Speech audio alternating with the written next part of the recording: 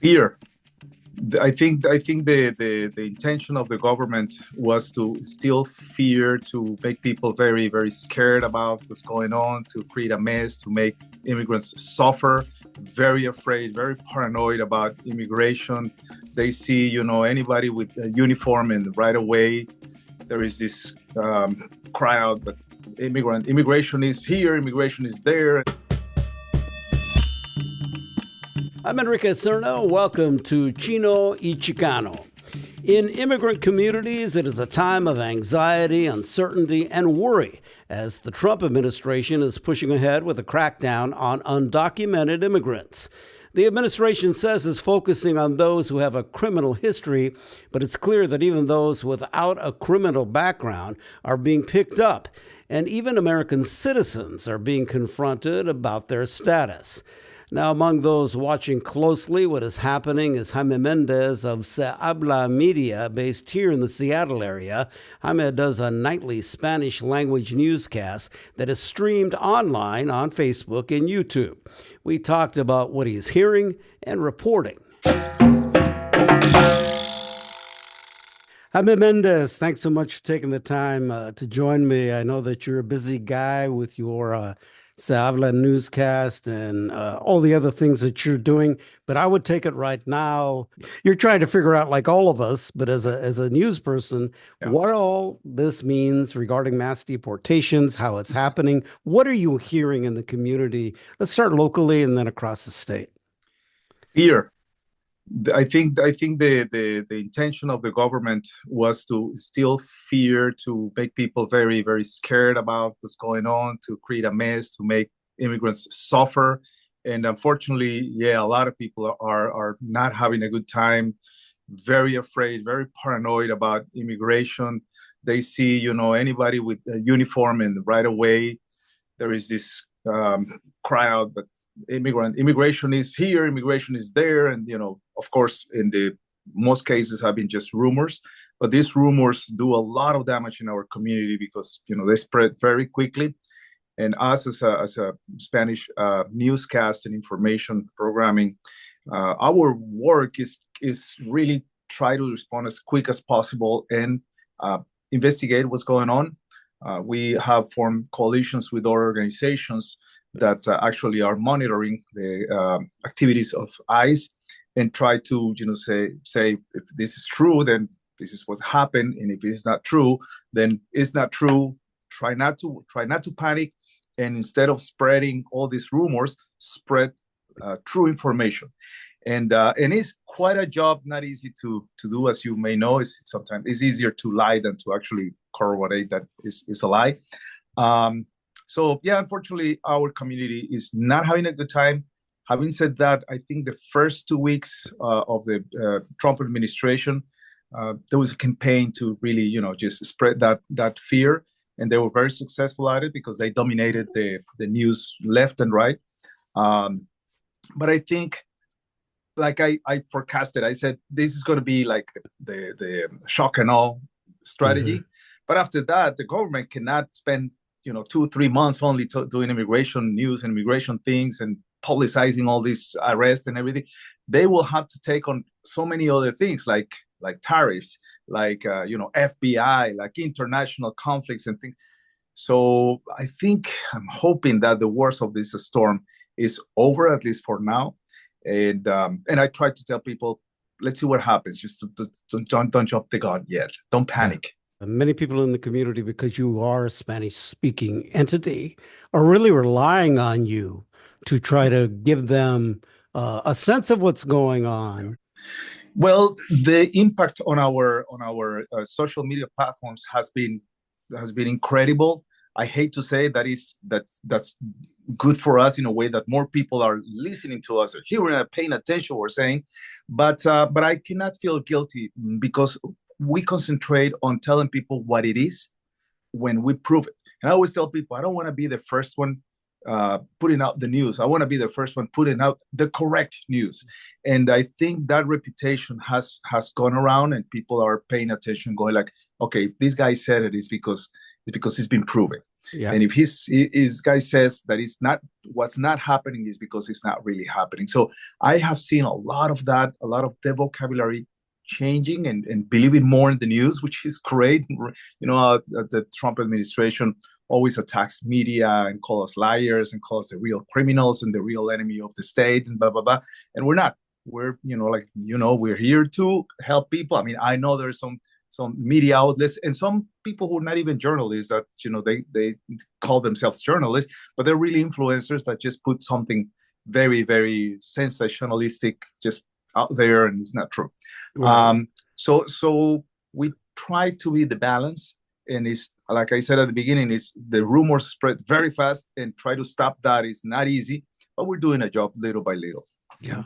Well, I think it's important to know that you spent 17 years in the Seattle area market as the main anchor of a Spanish language newscast that used to be part of what was then Fisher, then became Sinclair, and then obviously that changed, and now you went out on your own. So I think you have credibility, and so I do hope that people will listen to what you say, because I know that you're a journalist and you care Thank you. about that. Yeah.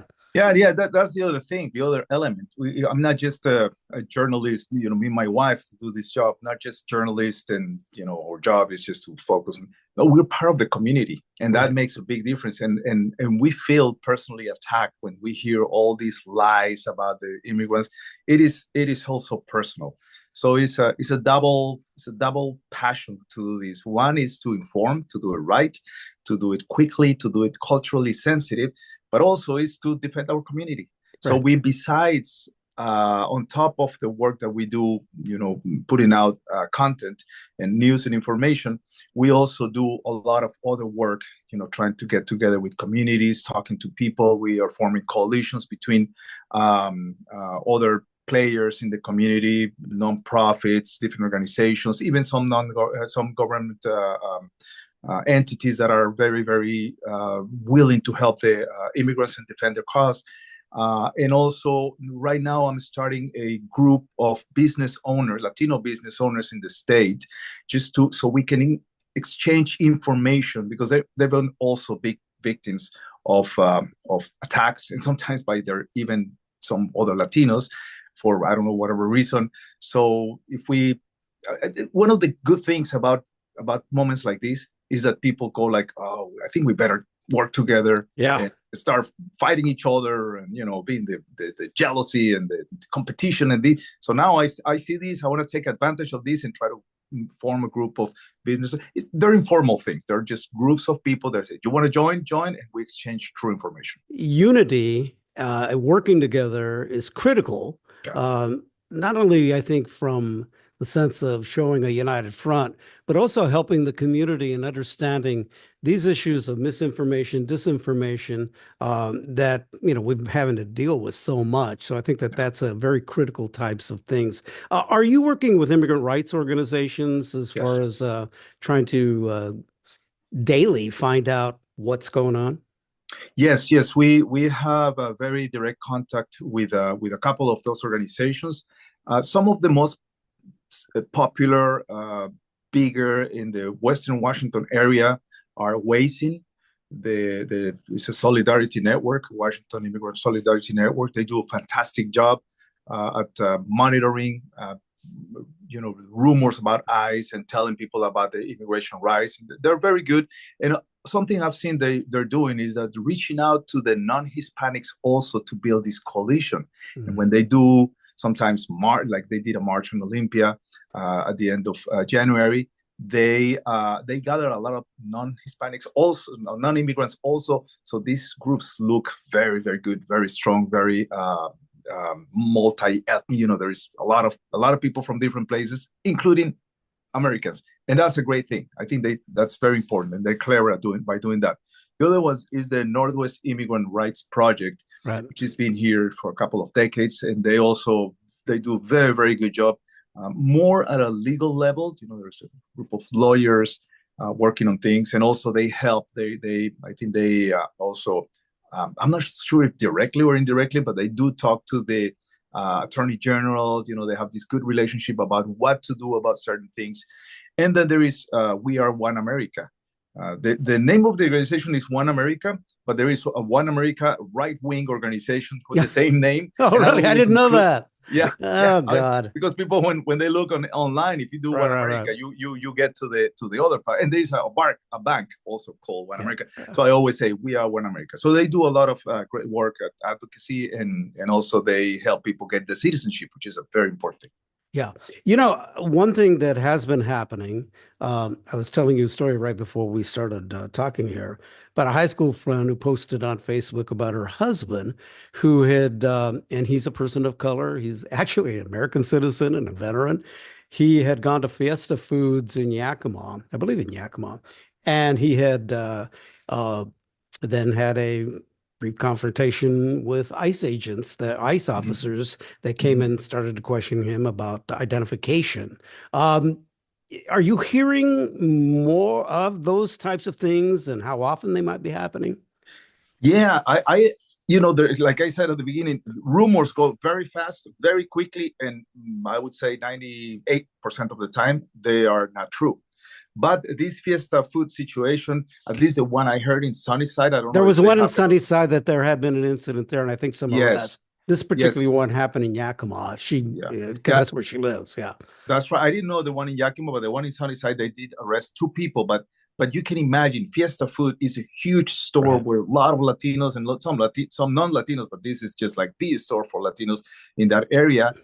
When that happened, it was devastating for the business as well. And there was only two arrests, and apparently there were two arrests of people that were going after. They had this already pre planned arrest warrants for Yeah. these two people, and that's the case. People talk about raids left and right. We haven't seen any raids. Now, difference between an ICE operation or an ICE arrest and a raid. Your raid just the building will be surrounded by officers, everybody inside, which is that sounds like a raid or a complex, apartment complex, or places like that, or a school. But that hasn't happened yet. Hopefully, it won't. Knock on wood. But what has happened is just very focused operations to arrest very what they call dangerous criminals. Also, although there is a collateral arrest. If someone is in the Kind same of a car with the collateral guy they're damage. looking, Right, right. and Somebody if you gets don't have picked your up. papers, they'll take you because they can. But for now, the Trump administration, they want to raise the trophy every time they catch one of these bad guys. And I don't know if you've seen the posters of the people that the whole White House is publicizing these posters. They look like Old West wanted signs. Oh, yeah. Very close to it, they put the face of the guy, looking mean, and well, this was another guy, promises made, promises accomplished, and promises kept. I think they have this line Yeah. there they put every time they PR and catch somebody. propaganda. Yes, PR and It is propaganda. Yeah. absolutely propaganda, but it's propaganda that unfortunately a lot of people in the United States are buying. They go like, "Oh yeah, man, they're catching these guys really," but it's not. As we know, most people are not like that. Statistics show over and over and over that immigrants are less prone to commit violent crimes, and undocumented immigrants even less. But of course, if one undocumented criminal commits a very vile crime, it's all over in the news. You Right. know, which is of course not fair. That's another job that we are trying to. I'm trying to help others spread, and is educate the mainstream media about immigrants and how to address immigration in a fair way, Right. because there is no fairness in media when it comes to immigrants. They are very quick at picking up terms like immigrant criminal or Muslim terrorist, and it just becomes like a very easy thing to say, but it Yeah. does a lot of damage. The situation that I had mentioned in Yakima from the went to Mm-hmm. high school, it's kind of interesting because I guess before things got a little too involved with the ICE folks, a attorney had happened to be in the parking lot and came over and told the ICE agents that they had no right to do what they were doing, and because they were on private property and they had Mm-hmm. to leave. One of the things for people of color that are American citizens and that we might run into these types of situations is understanding that we may very well be in these types of situations. How do Yeah. we handle it? I think, Yes. Having your identify, we're going to be very much like the immigrants that are undocumented that they're looking for. Exactly. Exactly. That profiling we cannot escape because we are brown and beautiful, and they don't Yeah, like that. yeah, yeah. So I know. I mean, I joke about that, but really, by looking at you, looking at me, uh, what what does it tell you that we're not documented in the country, right? And Right. then again, one of the things is not illegal. No human being is illegal. The status may be illegal, but the person is not illegal. The person is undocumented. That's something that I know is an uphill battle with Right. some mainstream media, but I always want to mention it because that's part of the education to the mainstream media. So yeah, I mean, I know that I may be asked in the street by either authorities or anyone if I am legal or undocumented, and and I hesitate about how to respond to that. And my first advice to everybody is don't answer that. You don't have to. You don't have to. You don't have to start. If you're being provoked by someone, don't have to. If it's the authorities, then you don't have to answer either. Unless they show you a judicial warrant. And then again, there is a difference between an ICE warrant. They make it in their office and they have a warrant, but a judicial warrant is what counts in order to uh, enter a private property or a home or in the street. But if they don't have one, the first question to ask is, am I free to go? Am I being arrested? No? Okay, goodbye. It's also important. I think we all carry identification of some Yeah. sort. If you have a passport card, make sure that I have one of those. So carry that with you. I mean, there are going to be times when you might not, but be aware of that. And even having your own papers. I mean, we're going to have to deal with this stuff. That's all there is Yeah. to it. Yeah, Yeah, yeah, I've been asked if people have to carry their citizenship proof, and the citizenship, I don't know if you've seen it. right, It's yeah, a yeah, paper like yay yeah. big, and I'm not gonna carry my citizenship. If you feel it's going to be safe to carry a copy of your citizenship, go for it, but don't carry the shit. But according to law, you should carry your permanent resident card, but nobody does. Mm. I think it's one of those things that is written, but it's not enforced. If you have your ID, that should be enough. The only thing I tell people is if you're not a US citizen, and one of the first questions they're going to ask is if authorities will ask you if you're a US citizen, don't lie. Number one. Number two, if you have fake papers, don't show those fake papers because right away you incriminate yourself and now you're going to be in huge trouble. The preparation for if you get somehow detained, making sure that you have someone that can help you find an attorney and do Yeah. that quickly. Yeah, yeah. Yeah. Having the number of an attorney is definitely helpful.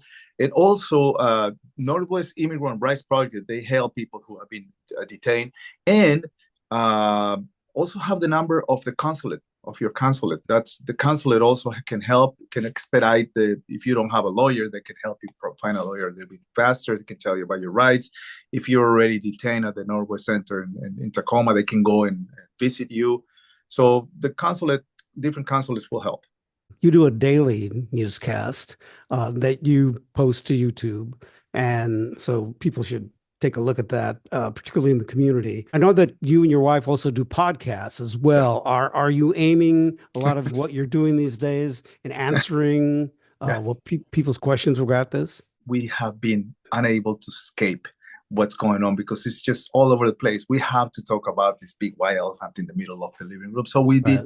we have been talking about the situation These are on your podcasts. in my podcast. Yeah, Yeah, yeah. yeah, right. The other programs that we have are the Monday to Friday news. So if we have Straightforward. to talk about immigration, we do. Actually, now is a rare a day that we don't mention at least one thing about immigration. I try to avoid it. Believe me, I don't Hmm. want to do it, but I have to.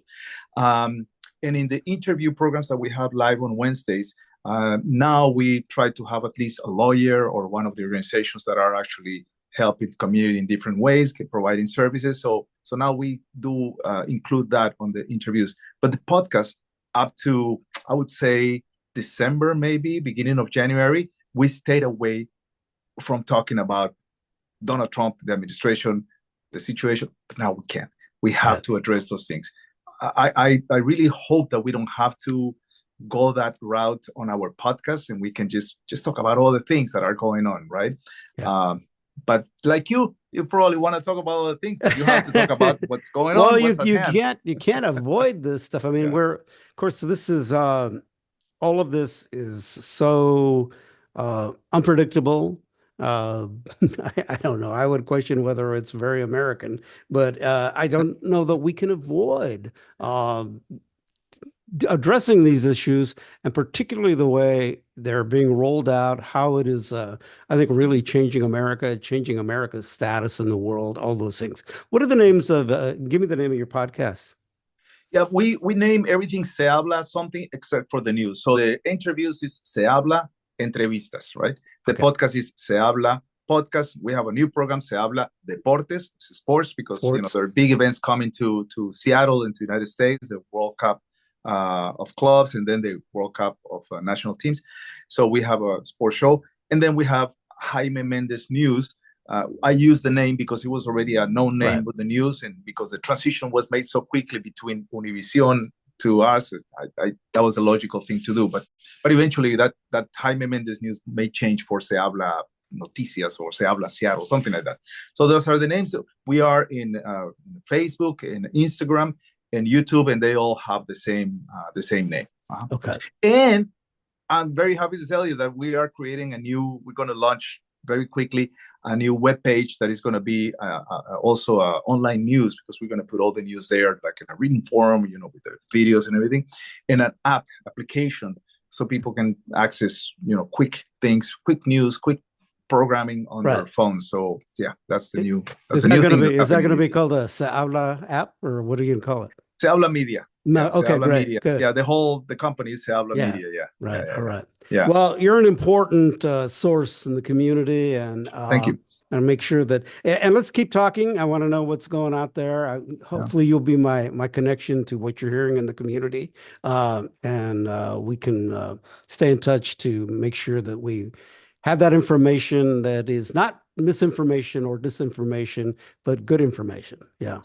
Yeah, absolutely. Well, thank you for the time, and thank you for inviting me again for the program. I see the Chino Y Chicano name remains there. Yeah, well, we're keeping Matt's memory alive, and I decided I'll just continue to do that for now, and so we'll just move on. But I think it's important that we do what we do for our community and to inform folks, and let's just stay strong. Hey, Jaime, thank you so much.